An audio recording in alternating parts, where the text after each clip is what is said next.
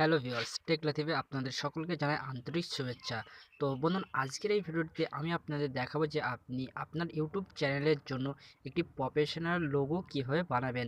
তো ভিডিওটিকে শুরু থেকে শেষ পর্যন্ত দেখতে থাকবেন, নাহলে আপনারা হয়তো বুঝতে পারবেন না। তো ভিডিওটিকে শুরু করার আগে আপনাদের কাছে ছোটো একটি রিকোয়েস্ট, আপনি যদি এই চ্যানেলটিকে এখনও পর্যন্ত সাবস্ক্রাইব না করে থাকেন তো প্লিজ এই চ্যানেলটিকে সাবস্ক্রাইব করুন এবং পাশে থাকা নোটিফিকেশন বেল আইকনে ক্লিক করবেন ভিডিওর নোটিফিকেশন সবার আগে পাওয়ার জন্য।